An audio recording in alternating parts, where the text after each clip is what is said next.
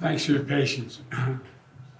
As you know, I put out a statement this morning. I'm canceling my trip to Germany and Africa. I'm going to try to work those out later, but I just don't think I can be out of the country at this time. Number one. Number two, we're going to stay focused on what's ahead of us right now. I've been briefed by the senior leaders of this administration and who are driving up preparedness for Hurricane Milton, which could be one of the worst storms in 100 years in Florida, and continued efforts on Hurricane Helene. I've directed this team to do everything it can to save lives and our communities, help our communities before, during, and after these extreme weather events, and that's being done. That's being done. I've spoken to all the political leaders in the region, some of them more than once, and I've told them anything they ask for they can get. We've given, and we've gotten overwhelming response, positive response from everyone from the governors of Florida up to North Carolina.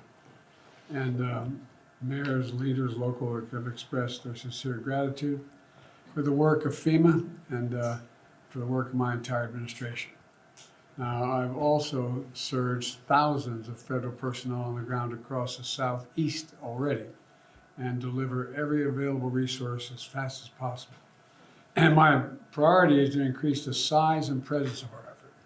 And as we prepare for another catastrophic storm about to make landfall, you know, I've been in constant contact with our director of the National Weather Service, Ken Graham, who's kept me informed the last several days of what to anticipate. You never know until it happens, but he's very, very engaged. He made clear to me just how dangerous this storm is, indicating that winds had reached up to 180 miles an hour. 180, that's not guaranteed it's going to hit the shore at 180 miles, but they've reached up to 180 miles an hour. And a possible storm surge as it hits the coast of Florida of 15 feet, which can be devastating. The current path of the storm is expected to Tampa Bay area and cut directly across the state, east to west, all the way across the state, with the potential for this storm to both enter Florida as a hurricane and leave Florida as a hurricane on the Atlantic coast. This could be the worst storm to hit Florida in over a century. And God willing, it won't be, but that's what it's looking like right now. Immediately approved the pre-landfall emergency declarations in Florida. It's a second one in a week, second time in a week, and there have been two before that, by the way.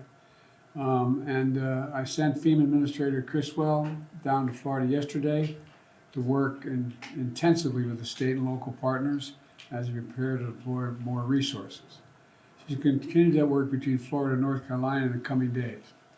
I'm calling on the airlines and other companies to provide much service as possible to accommodate evacuations and not to engage in price gouging, to just do it on the level. And last night I spoke again with the governor of Florida, DeSantis, and Tampa Mayor Castro, Castor, and I made it clear to them they should reach out, including to me directly, with everything else they may need as they see this storm hits. I gave them my personal number to contact me here in the White House. Most importantly, I've urged everyone currently located in Hurricane Milton's path to listen to local officials and follow the safety instructions. You all have been reporting on the highways, shoulders being opened, everybody's heading out. And if you're under evacuation orders, you should evacuate now. You should have already evacuated. It's a matter of life and death, and that's not hyperbole. It's a matter of life and death. So let me add that FEMA has provided 300 ambulances to move people who can't move themselves out of healthcare facilities. And while we prepare for Hurricane Milton, we're still surging resources in North Carolina, Georgia, South Carolina, Florida, Tennessee to respond to Hurricane Helene. And it's real. The impact is still there. And we're going to leave, we're not going to leave until the job is done. It's going to take time. And before it's all over, it's going to take tens of billions of dollars to get it done. And Kamala and I are keeping all of you in our prayers out there. There's a lot of people. The good news is, or just before we called you in, I received information that the number of missing persons has been significantly reduced, lost from the first hurricane, but we'll have more information on that later. So that's the situation, and we're not going to leave till the job is finished. It's going to take a while. Sir, what's the risk of political figures sharing misinformation during this time? The past's prologue is real, but the fact of the matter is, I think we have, I've been able to contact all the governors. They are sticking up for what they've asked for. They're pointing out that they're satisfied with everything they're getting. But I can't speak for others on the internet. And I mean, just, look, those who do it to try to damage the administration. Well, we can take care of ourselves. But it misleads people. It puts people in circumstances where they panic, where they really, really, really worry. They think we're not being taken care of. And it really is, it's going to sound, use an old phrase, it's un-American. It really is. People are scared to death. People know their lives are at stake. All that they've worked for, all that they own, all that they value. And it's just, anyway. Mr. President, can you give us a sense of how Vice President Thank you, Germany and Angola? Just give us a sense of Vice President Harris's role in this? Wait. I'll have plenty of time to talk about Angola. I still plan on going to Africa. I'll have plenty of time to talk about what's going on in Latin America and South America in terms of the Amazon.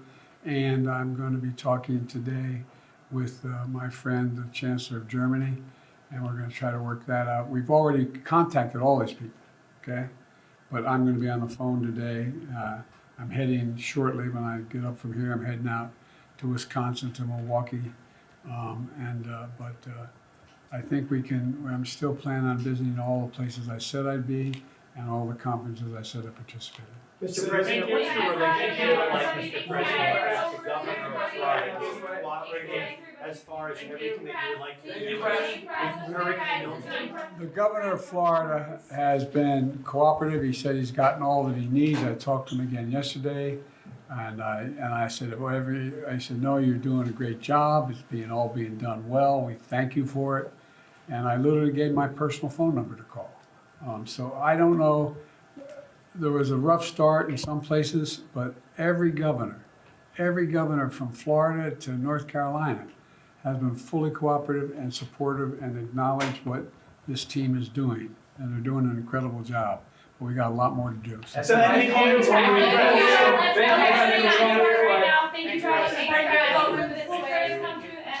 for your time. Has the Vice President been helpful as well, Mr. President? Yes. Thank you, press.